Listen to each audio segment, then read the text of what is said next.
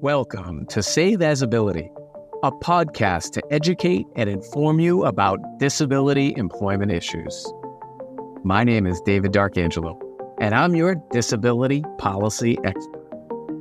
Hey everybody, we're back again for another episode of Save As Ability. Great to be with you. Please subscribe, like, comment, share so we can continue to build our audience. So today we've got Arcangel's top 5 keys to becoming employed for people with disabilities. We did an episode, a couple episodes ago, like of our top 5 reasonable accommodations. And much like that, of course, there is no one key. There's a million reasons why people get a job or get employed, right? So, what I've tried to do is corral it into these top 5 kind of large buckets of things that I've found to be successful, both for myself as a person with a disability, but also others that I've advised and that we've worked with over the years for, all of the things it takes to become employed. That is not a one-time event. It is a process.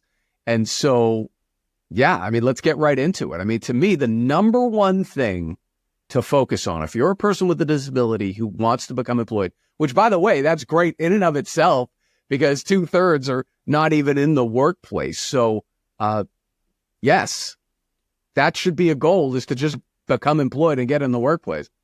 But before that, the number one thing is focusing on your skills and abilities. When you start talking to people about employment, you want to be positive. You want to be upbeat. You want to be, you want to be added to their organization. People want to be added to organizations who show up on time, have a good attitude. All of those rudimentary things are so important. And chief among those is focusing on your skills and abilities. Whatever it is that you do well, front and center. Highlight your qualifications and your skills, what you're good at, what you enjoy doing, why you want to show up to work every day. Focus on those almost exclusively.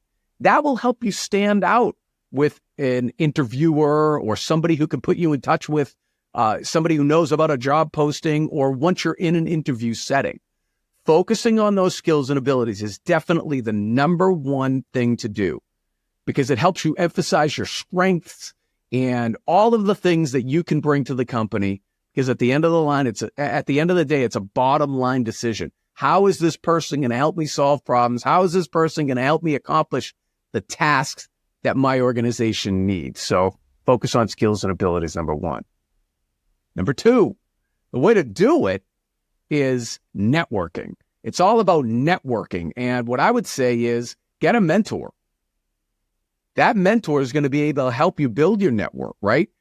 Call on people within your existing network, your existing sphere, and have them link you to people, right? So, maybe somebody in your family is not going to get you the job directly, or maybe your neighbor is not going to get you the job directly, but maybe your neighbor or your friend or your colleague or somebody knows somebody who, I think XYZ is hiring, or talk to my friend who's a manager over at this organization. That networking and the mentorship that is really going to help you get into the networking is so essential for being able to find these unadvertised jobs. Because if you have to just hunt online and try to apply online, forget it. That is so competitive. It's so difficult. Some of those jobs don't even really exist. It's just like companies trying to figure out, how many different people they're going to be able to get to apply if they've got to tweak their job description or something like that. So you want to try to build a strong professional network of people who can put you in touch with jobs and who can tell you what it takes to be able to get into an interview, to be able to secure the job, and navigating that whole process. Because before you can get into an interview, you've got to have all these other conversations. You got to do your research. And the networking is absolutely key to doing that. All right, number 3 key is to explore non-traditional employment. And really, that is things like remote work, flexible options, the gig economy, all of those types of things, entrepreneurship. whatever it takes to be able to get some experience.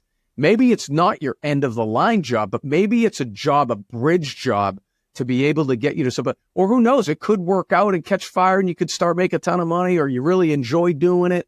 And maybe it is a long-term thing, but remote work is, it's the now, but it's also the future. It's gaining. It's not going away anytime soon. So, that can come in different forms. It could be online jobs. It could be telework. It could be, other types of things where they send you in the mail and you do it and you send it back to them. So there's all different types of opportunities there. And I would be open to remote work, the gig economy, all of those flexible types of options.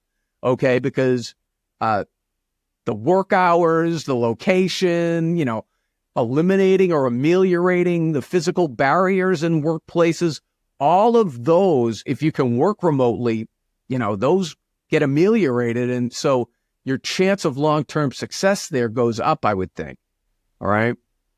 Number 4 is to leverage the existing disability employment services in that network. So whether that's vocational rehabilitation, whether it's the job centers, whether it's any of the state or federal programs, there's a myriad of them that are available to you.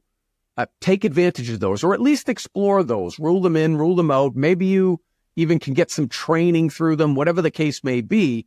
But those are there for you as an American taxpayer. Take advantage of them, all right? Now, on some people's list, this is like the number one thing.